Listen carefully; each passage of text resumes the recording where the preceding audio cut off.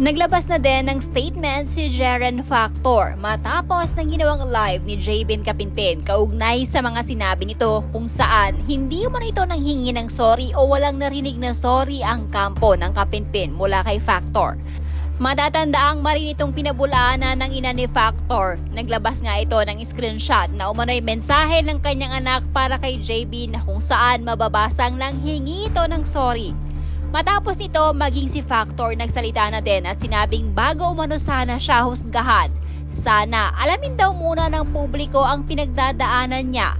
Paglalahad ni Factor, lumaki umano siya sa lolo at lola niya dahil sa umano'y broken family, walang magulang na makakapagpapayo sa kanya.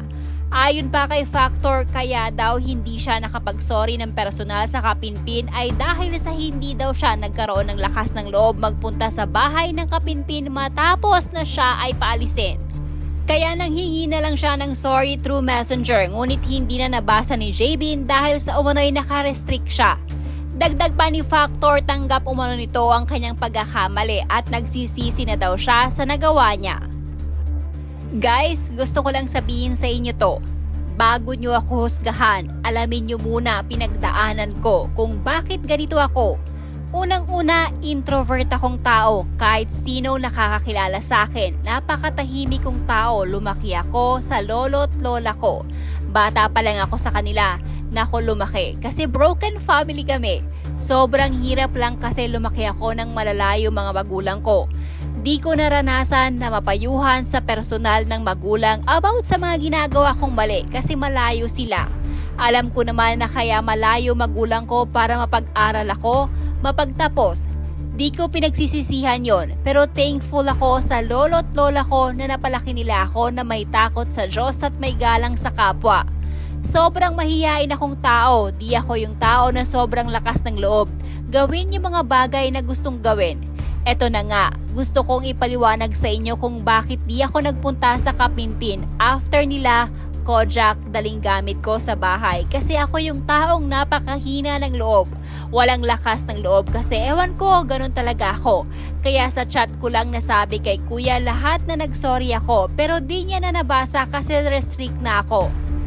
Sobrang thankful ko kung ano man yung binigay nila sa akin at nanghingi ako ng pasensya nun kahit kay Kalo.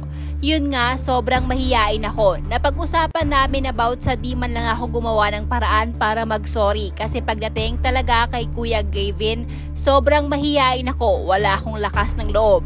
Nung time na yon na-depress ako, nag-open ako sa mother ko about doon.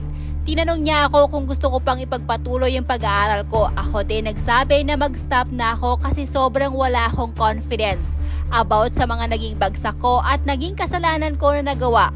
Pero guys, di ako nagnakaw or may ginawang bastos sa family. May naging foul lang talaga ako na hindi ko napansin na mali na pala mga ginawa ko na hindi pagpapaalam. Thank you, yun lang gusto kong sabihin sa inyo. Kaya di rin ako nagsasalita kasi gusto ko sila Kuya Gavin magsalita about ton. And sinabi ko lang yung side ko.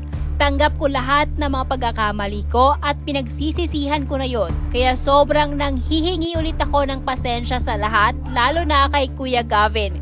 Kung di niya agad nabasa, and di ako nagpunta, sorry. And nakausap na po ni mother sila na pupunta kami doon pag uwi ni mami. Thank you po sa inyong lahat. Matapos nito ay nagbigay ng komento ang ina ni Factor tungkol sa naging statement ng kanyang anak. Ayon kay Divine, tama umano ang ginawa ni Factor na ilabas ang katotohanan sa publiko. Tama yan anak na nagsalita ka na sa social media nang malaman ng mga tao ang totoong nangyari. Ako naniniwala sa'yo at kung may nagawa ka mang na mali ay naitama at pwedeng baguhin. Tama yung ginawa mo na nag-sorry ka kahit di binasa message mo. Alam ng Diyos ang totoong dahilan. Makikitid lang ang mga isip ng mga bashers na yan. Di nila alam ang tunay na nangyari. Pag uwi ko, aayusin natin to at kung may mali, dapat itama at magpatawad. Kung ang Diyos nga nagpatawad at nagpapatawad sa mga kasalanan, tayo pa kaya na tao lang. I am so proud of you anak. Kahit anong mangyari dito lang kami. Mahal na mahal ka namin kaya cheer up lang at huwag ka mag-isip ng kung ano-ano. The truth shall prevail. Yan palagi ko sinasabi sa'yo. Kung wala kang ginawang masama, harapin mo at di pwedeng ipagwalang bahala. Ina-allowed na din ng Diyos na mailabas to sa social media para matama ang lahat at malaman ng mga tao ang totoo. Huwag niyo na po ipagpilitan na nag-sorry anak nyo sa chat. Opo, nag-sorry siya pero kung sincere ang pag-sorry niya, kahit sabihin nyo ayaw ni Sir Jerby na pumunta siya doon sa kanila, pupunta at pupunta pa rin ang anak nyo para ayusin ang nagawa niyang pagkakamali.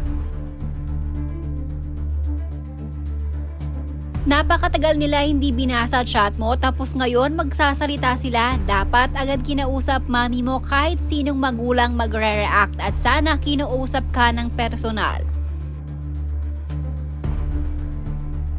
Sana sabihin ang dahilan bakit. Syempre kung ikaw biglang pinalayas, mahihiya ka ng pumunta o bumalik pa. Baka sabihin pa pinagsisiksikan mo sarili mo sa kanila.